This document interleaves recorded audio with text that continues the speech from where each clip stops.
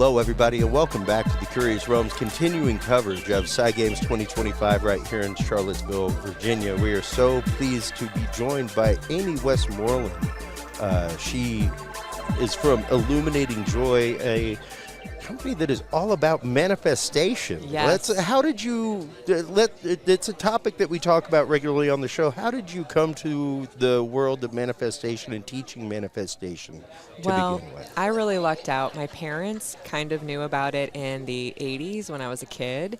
They were into manifesting for business and money only, it seems like. So they had books laying around the house.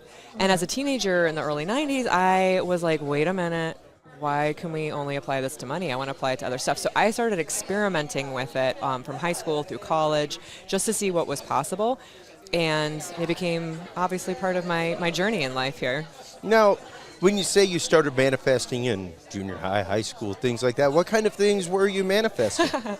Well, like any teenager, the first thing I manifested was to get my high school sweetheart back after we broke up. All right. How'd that work out for you? It worked out great. We got back together. It was a great relationship. And when it finally ended, it ended naturally, and we are still friends. All right. Yeah. Now, let's get into a few things. Like, let's begin for those out there that may not be familiar or may have muddied waters with this, because we like to demystify things. What is manifestation? So the simplest answer I've come up with is being able to put your attention and your focus on the thing that you want, the target, the desired result that you want, in a way that is effective to produce it in your physical 3D reality. Because you can think about the thing that you want in ways that don't produce the physical manifestation. So it's about figuring out, and there's tons of methodologies out there, and so many of them work, to be able to identify what it is you want, put your attention on it as though it's already happened, and then you line up with it, and as you move through your physical reality, you encounter it somehow. Now, you bring up a very important point, and that is the idea of as though it's already happened. Yes. Break that down for us real quick. Yeah, and I do want to say you can absolutely manifest without doing this piece of it. People naturally manifest all the time without doing this. But if you really stop and think about it, a lot of the things that we've naturally manifested, we start imagining being in that scenario, right? We're like rehearsing it in our mind. So when we do it deliberately, I have found the most effective way is to either visualize in your mind, write it out, speak it out, think it. It doesn't matter how you do it. And you identify what you want, and then you're like, well, what would that look like in my physical reality if it were happening? And then you can like journal entry from it, like, oh my God, this happened today. I got the money, I got the job, whatever, stuff like that. But what happens is, I believe it takes it's like a little blueprint that aligns your consciousness to like, I want to go into that space. And then it's like a little GPS routing that takes you there. Yeah. Okay. Now, when it comes to these things, of course, a lot of people are going to bring up karma, all kinds of stuff. We were having a conversation yesterday before the dowsing competition about how these topics are, but I think since The Secret, it's been very interesting to see the curve of this change. Of course, people like Joel Osteen and the Osteens have talked about this kind of stuff for years, but it's interesting to see more pastors talking about it, more people in general talking about it. The conversation about it has become much, much larger over the last decade. Yeah. Well, so a lot of the Bible has manifesting stuff in it. Sure. And what I tell my clients, because I'm a coach, is all things are possible with God. And that's a Christian thing, right? Sure. All things are not possible with man. So I think there's like two different ways to do this. You can identify as one with God, your God consciousness in human form. Sure. Or you can identify as, like a lot of the Christian faith does, I am a child of God. But as long as you have God in the mix, God who can do anything, created the heavens, the stars, all that, then you have that oomph to get over it. So sometimes when people are manifesting and they're like, but I want this and I can't quite get it, I'm like, step back into, like, do you have a higher power in the mix? And it's not even a religious-based thing. No, absolutely not. It could be the dog next door. It doesn't matter. And So if you're ever feeling stuck with something you're manifesting, just be like, do I have this, the thing that made the heavens and the stars and all this, do I have that in the mix? Yeah. And you don't have to identify with it. You can see it outside of yourself. It doesn't actually matter. And I think like people like Joel Osteen and stuff, they are tapping into it in that direction, like, you know, the religious God. Sure. Yeah. And hey, once again, if that's the God that you identify with, then let's use that one. If it's 100%. capital U universe, then let's use capital U universe. Whatever is going to work for the modality, let's make it happen. Yeah. And, this brings up an important topic that I think bears to be brought up, and that's negative manifestation. And much like negative thoughts are much easier to dwell on, it's the fact that we learn from negative reinforcement. You will learn faster that fire burns you by touching fire than you will by learning that fire will cook you an egg and save you. Yes. So how important is it when it comes to those things in your life for manifestation to begin literally changing that point of consent of where you send your energy and what you give your energy to? Yeah, that is a journey for a lot of people. Yeah. Some people naturally can just be like, oh, I can stop negative thoughts. And I'm like, oh, hello, unicorn. That's so yeah. But for the rest of us, what I do is I loophole it, because I have found sometimes it's more difficult to try and get rid of a negative thought or to overcome it when you could just be like, wait a minute, what if I can have this negative thought and still get my manifestation and still be positive? So I call it loopholing. Yeah, sure. But so that's if you're doing like the modality type of part of it. But in general, identifying what you don't want to switching to what you do want is a really great practice. I didn't come up with it. It's been around the manifesting community for a long, long time. Yeah. But so get a piece of paper, write out, all the things you don't want, and then you'll realize, oh, I've been focusing on what I don't want. Switch it immediately to what you do want. Like, I don't want to be broke, I want to be rich. I don't want to be unemployed, I want to be employed. And what happens is the more you learn little tricks like this, then as you're moving about your day, you become more aware of your negative thoughts.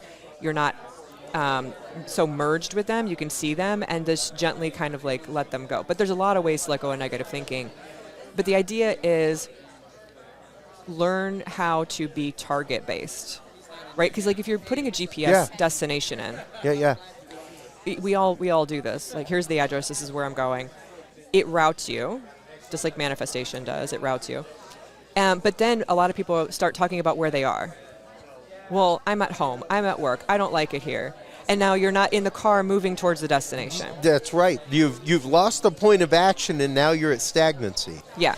And we were talking about that yesterday, the whole idea of moving through the universe, doing that kind of stuff, the idea of being able to let go of these things. And once again, the point of consent. What are you consenting to get? If you'd like to keep fighting with the person, does it matter what you're fighting about? Yeah. Is it important to be right? No, not at all. Once you learn that and you're okay with it and you release that consent of, I don't have to argue at all. I don't care if anybody believes my experience. Yeah. It's my experience, my own personal experience. I shared it. You don't like it? Well, sorry to hear that. I'd love to hear your experience. But the idea of what are we giving over to and how much power are we losing by doing so? Yeah. And there's so many different ways. I've been coaching for about 24 years now, and I've talked to so many people of, men, women, business people, homemakers. It doesn't matter. I've talked to so many different people. And what I recommend is finding, the internet is a huge resource. Go on there. It doesn't even have to be under manifesting. It just be like, how can I think better? How can I change my thoughts better? There's so many cool things. Find something that resonates with you. But I have not heard the word consent before in this context. So like hearing it from you, I'm like, oh, it's another tool in the toolbox to help people. Yeah. So if that word doesn't resonate with someone maybe listening, it's like, just realize what we're talking about is this idea that you are not your negative thoughts. That's right. You can, and as an anxiety sufferer, panic sufferer, it's one of those things of, you have to identify them. You have to give them their credence. They're part of you. Yes. Don't deny the negative thoughts, but it's also a passing train. Feel free to let the train pass. You can't go through the train. Yeah. You're not going to speed through the train because you're wanting to get there. You got to let it pass and be okay with it. and not dwell on it, and instead turn it around and go, okay, this negative thing happened. Much like in remote viewing, a miss isn't a failure. A miss is your chance to learn. Yes. A miss is your chance to get better. Yeah. And learn why you missed and how you can get closer to the hit next time. Yeah. It's about reframing what negative thoughts are. Yeah. So, for instance, in one of my coaching modalities that I learned is welcoming the negative thinking, welcoming the negative thought. Not necessarily the negative experience, but like the internal part of it. That's right. Because you drop resistance when you do that. Yeah. And it's part of you, but it's not all of you. Well, and you have to acknowledge it. Yeah. You have to be okay. It's much like with anxiety. Aversion therapy does you zero good. Like leaving the anxious situation ain't going to help you learn to get through the anxious situation. Yeah. You've got to be able to get through it. So you've got to acknowledge the negative thought and give it its space and give it its credence and know it's part of you and it's okay. But it doesn't mean that it has to define you. Yes. In that kind of way. Yeah. And I have a signature 4-step process. It's available widely on the internet for free if you want to check it out. Awesome. On my YouTube channel. So my first step is get clear about what it is you want and focus on it. So that's your destination. That's the manifestation. The second step, is real quick, is you tell yourself, of course that can happen for me. That's the belief in the possibility. That's right. Not the belief that it will happen. That's hard for a lot of people to hold on to. But even the fact that you deserve it. Yeah. That you're worthy of it. Yeah. So you just say, of course that can happen for me. And that leaves room for, I don't have to believe that it's going to happen. That's right. My step 3 is releasing resistance. And the superpower for that is acceptance. So I'm like, accept the resistance. Oh, I have doubt. Okay, I accept that I have doubt, right? You've just related to it differently rather than, oh, doubt's going to block me. No, doubt's allowed to be here. And also the loopholing. I can have doubt and still get my manifestation. And then the last step I have is detaching. But detaching is interesting because I go from the feeling of need to desire, to want. So you do these together. So it'd be like, I want to manifest $100,000. So that'd be step 1. Then you would imagine having it somehow, right? Then, of course, that can happen for me. Of course, I can have $100,000. Oh, my God, that's never going to happen for me. I don't believe that. Oh, that doesn't work for me. That hasn't happened to anyone I know. You know what? I can have all of those thoughts. Nobody in my family's ever had $100,000. I won't. Yeah. Like, in whatever comes up, and then you just let it be there. You accept it. And you're like, I can have all of that negative thinking and still get it. And then the last step is, I really want $100,000, but I don't technically need it. Yeah. And you get to keep the desire, and just using that vocabulary helps. So my the last 3 steps of my 4 steps are about dealing with negative thinking because, and there's only one step for the positive. That's right. You notice it. Yeah. Well, and especially that last step, the idea of flipping that idea of loss, the idea of, well, if I don't get it, like I didn't need it to begin with. Yeah. If I get it, bonus. If I don't, I'm always reminded of my Dominican spiritual director in the seminary, who would ask me regularly, so how'd that expectation work out for you? Yes. Yes. So we still looking at that expectation this month, Chris? How's that going? Yeah. Yeah. Because if you set the expectation, then you've set yourself up possibly for the disappointment. Whereas if you set it's the same thing with prayer, where it's like, my prayers don't get answered. Well, were you looking for the specific definition of your prayer, or did you leave things open-ended and see the fact that maybe your prayer was answered because that isn't what you actively needed? Yes. Yeah. And there's all these, it's so cool that more people I encounter who understand manifesting to the core level, which clearly you do. And I try. Yeah, and people describe it so differently. Took me years to understand it and get why I wasn't moving forward in life. Yes. I could help people for decades and go nowhere myself. Yeah, and it's fascinating to see, and that's a really good point. Sometimes even the best manifestors, it's you want to have someone that can reflect back to you kind of what you're saying or what you're doing, because we tend to overlook things when we're manifesting. And I don't say that to discourage anyone, because you can totally figure this out yourself. But don't be shy about talking to someone who knows about it, because they may be able to pinpoint exactly what's going on. Yeah, precisely. And even flip that box for you and go, well, look at this side of the cube. Yeah. You know, where it did happen in this kind of way. Once again, it may be the fact of what you were trying to do, it may have ultimately ended up in something that isn't healthy for you, or may have caused harm or discord for somebody in your family or something like that. So in a larger picture sense, not the healthiest outcome for you. Yeah. And even when you get into that, the conversation we were having yesterday, the whole Gen concept of be very, very specific. Yes. And don't be specific in what you're looking for, but be very specific in what you ask for. Yes. Because, you ask for 1,000 pounds of gold, it may fall out of a plane on top of your car. Yeah, the tricky genie is what I call it from the genie stories. Absolutely. So a lot of people I encounter, they want to go super general with their manifesting. I lean more specific. Absolutely. There's nothing wrong with general manifesting if you're totally okay with how 1,000 pounds of gold falling out of a plane. Sure. But what I have found is the more precise I am, the more likely I am to get that exact thing. It's a more precise, do I want to go to Charlottesville, Virginia, or do I want to go to the Omni at Charlottesville, Virginia? Yeah. They're the same but different. well, and you've given a much more specific definition, which narrows quantumly the possibilities of stray threads. Yes. Yeah. And that takes practice, that takes experimentation, and I highly recommend anyone who's learning manifesting and wanting to deep dive into it, use the word "I'm experimenting." Yes. And it's okay to be like, I'm doing this, I'm manifesting this, but if you use experimenting, I'm going to see what happens. It creates a space. You can still be super specific, but that's been a very helpful word. If you don't like the word, don't use it, but it's it's very helpful for a lot of people. Well, and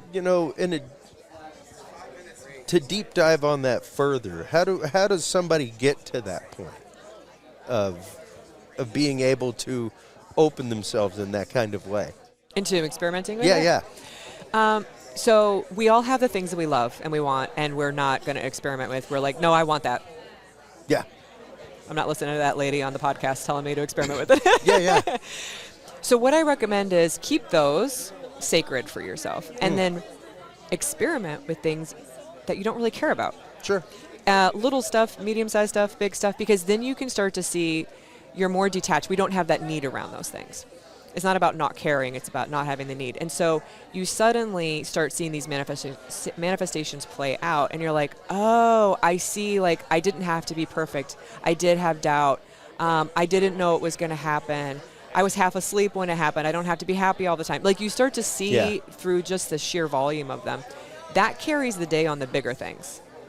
So, I know it works here, so it's going to take maybe a little bit more time with this bigger thing. Some of my biggest manifestations took longer than I thought. I had to fine-tune and adjust, but they were worth it. So experiment with the stuff you aren't that interested in, but to practice. Well, and let's explore that concept real quick of fine-tuning a manifestation. Yes. How does that work? So I actually use my 4 steps to go through my manifestation process. And then when either nothing happens or I get a partial match to it, if I'm I'm going to the Omni and I end up in an Omni in a different city. Okay. Right? And I'm like, well, that is an Omni, but it's not the one in Charlottesville. Yeah. The Omni Hotel. Not sponsored. We're just here. That's right. So then I'd be like, okay. I go back through my 4 steps and I'm like, did I specify that it was the one in Charlottesville? Did I do this? Did I have some resistance I didn't notice? I can't go to that one. Did I have some need around it? And I fine-tune it, and then I imagine it again. I focus on it again, and then I see what happens. And sometimes this takes several tries before you end up where your original destination was. And how do you during that process, I guess, keep the disappointment down? How do you, with your students, enforce that concept of keep at it? Yeah, so I say keep going because you're worth it. rather than the manifestation. I mean, obviously we want the manifestation, but you're worth it. And I allow people to have disappointment. I'm like, okay, you have the disappointment. It's allowed to be here. Take a few moments, have it. And then even though I've had this disappointment, I can still focus. And some people don't want to keep going, and that's totally fine. But usually for the important stuff, people will gather themselves. And I love the Japanese proverb, fall down 7 times, get up 8. Yeah, absolutely. Absolutely. Because it is one of those, much like we talk about regularly with the topic of remote viewing, your misses count more than you think. Yes. Like that, missing the basket is how you learn why you missed the basket. Yeah, that's a great point. I reverse engineered my successful and my unsuccessful manifestations to get to that formula, because I'm like, okay, well, what was I doing here that didn't match what the ones that worked? So yeah, when you see something not play out the way you wanted, again, be human, have the disappointment, but then be like, okay, in comparison to something that did work, that gives you a lot of information. Yeah. Now, amongst your students, amongst the people that you have taught these principles to, what are a couple of the most amazing manifestations that you have seen occur? Oh my, I had a woman years ago who she was pregnant. She was, first of all, she manifested marrying the man that she wanted to marry. And then I went to her wedding. It was lovely. Then she got pregnant. And 6 months in, she lost the baby. So it was pretty devastating. Yeah. And when that happened, she was told that it was due to something she had genetically and that she would be able to get pregnant but not carry a baby to term. Oh, man. So they're like, we don't recommend it. Yeah. And she was obviously very upset. So we worked on it, and I had her imagine holding her child. And she was so scared for like a year to even try. Yeah. And then I think her son now is like 12 or 13. Like, it worked. Wow. Yeah. Wow. She got pregnant. She carried him to term, and that's one of my favorite ones, because she wasn't even trying for that first year afterwards. She was so heartbroken. Yeah. And scared. Yeah. Yeah, absolutely. And once again, those are life-changing and life-beckoning moments that are one of those, like, it changes you when it happens, and it changes you when you see it happen. Yes. How have your teachings, how have your students changed you? How have you changed this process through your students? Yeah, I mean, it's really interesting. People who watch my videos have had my channel for over 10 years. Like, one guy came to me. He's like, I made $1 million on a stock trade by applying your principles. That's something he was interested in. Sure. I have no idea how he did it. Don't ask. But, like, he just gave me the summary of it. Yeah. So, to me, I'm like, these are not things that I'm manifesting, like the woman with the baby and that. And so it's so fascinating to see these are really important things to these people, and that it works across the board, because I'm limited in what I'm manifesting. I'm not going to manifest an infinite amount of things in this lifetime. I don't want them. So it really touches me to see how these principles can be used, different people, different walks of life, different modalities, and it's so meaningful to them. So it's really made me feel like I'm walking my path to be able to help these people. That is truly beautiful. Yeah, thank you. And the fact I've always told the kids I taught, like, it's been a great year. I want you to know I learned from 30 teachers this year. Yeah. I learned way more than you ever did this year. Yeah. Because I had 30 of you to learn from. Yes. And it's great, when I coach somebody and I see that they are going through a negative feeling, a negative emotion, and then they get their manifestation. It reminds me I don't have to be perfect. Yeah. Yeah, so I learn a lot from my clients, yeah. That's awesome. In the last couple of minutes, how important, I'm big on Maslow's pyramid. Yep. Needs. Even my 8-year-old, I explain to him regularly, you need food. You want ice cream. Yes. How important is it to separate need from want when it comes to manifestation? Great question. So I get this question a lot from people because I have the I want it, I don't need it phrase. Absolutely. Some people are like, no, but I need this. I go, if it's a physical survival need and it's in Maslow's need category, then just say, I actually need this. Yeah. But you don't need a Louis Vuitton bag. You don't need a new laptop. You don't need $1 million You don't need transaction. You don't. It's actually being able to identify between a need and a want. Yeah. And if you need it, go ahead and say you need it. Yeah. For real. But most of the things people are coming to that they want are not needs. Yeah. And again, that takes practice and identity. So I always say, like, if I will physically survive the week without this thing, is it a want or a need? Yeah. Like, and is it worth putting the effort and, once again, consenting to releasing your energy to try to manifest something that you actively don't need in that kind of way? Yeah. Because the other thing, too, is I find when and the tricky thing in English, the English language, is we use the word need and want interchangeably. Yes, we do. So you'll be like, oh, I need to go get a pizza. No, we just said the word, right? Or I need to figure out what I want for dinner, or I want this. So I recommend, being aware of those words, and that when you are identifying that feeling, we don't often use the word need or want when we're thinking about it to say, I really, really, really, really, really, really want this. Like, exaggerate it, but I don't need it. Because the feeling is not the issue necessarily. It's that we're labeling the feeling as need. Yeah. Yeah.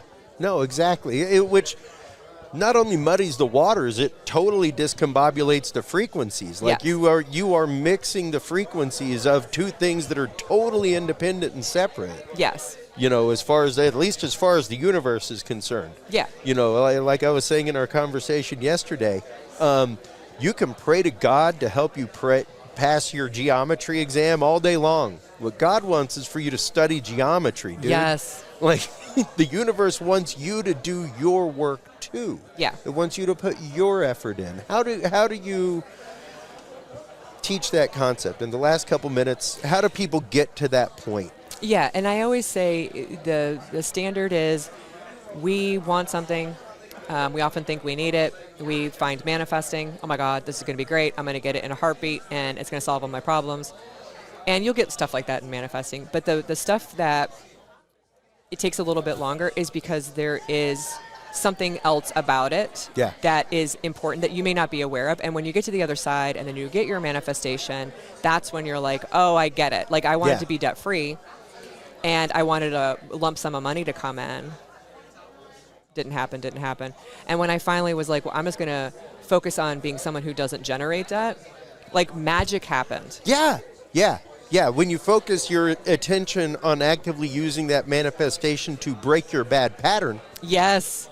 Instead and I got flip it on itself. Huge manifestation. Yeah. I became debt free, and I won this big global contest doing it. Like, you I got like that. 5 amazing things from it, versus like how much more fulfilling was that than just like, here's the money. Well, and such an easier manifestation to I'm gonna manifest myself to think about this in a different way. Yes. Than to, once again, try to drive through the train to get to.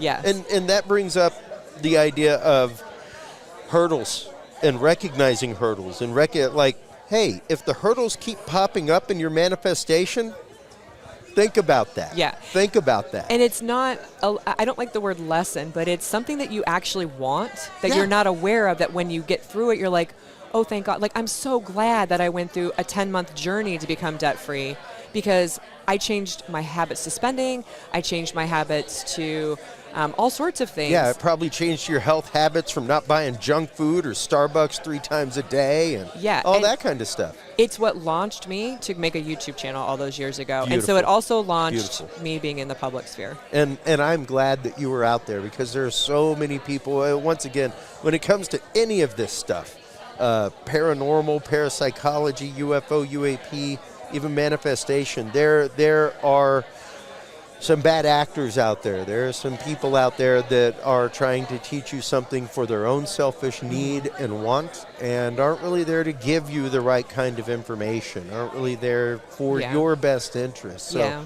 I'm glad that there are people like you out there that are doing this. Let everybody know where they can go to find out more, where they can go to become part of Illuminating Joy. Yeah, so I have a YouTube channel, Illuminating Joy, same name on Instagram. I have some free content tutorials on there.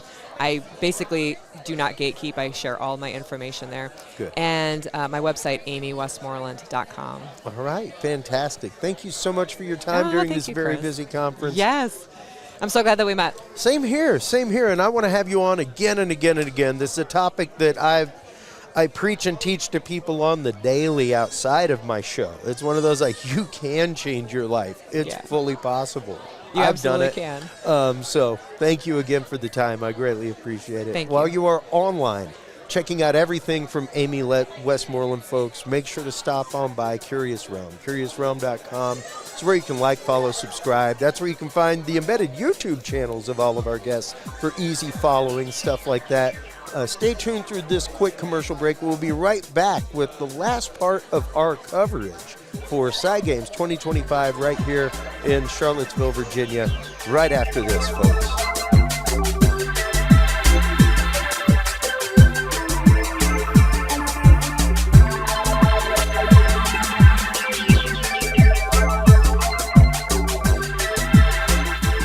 The key to good science is good research. At the heart of good research is a good data set. With the field observation and encounter log from Curious Research, you can easily keep track of your investigative information all in one place, making it easier to review cases and readily see comparisons and contrasts between them. Whether out in the woods squatching, in a back room gathering EVPs, or using high-tech gear to track UFO, UAP activity, this easy-to-carry, pocket-sized scientific data log is the perfect companion for any field researcher. You can find your copy of the Curious Research Field Observation and Encounter Log at Amazon.com or visit the official Curious Realm store at CuriousRealm.com/store to reserve your copy for yourself, your family, or a mind that you want to open. That website again is CuriousRealm.com/store.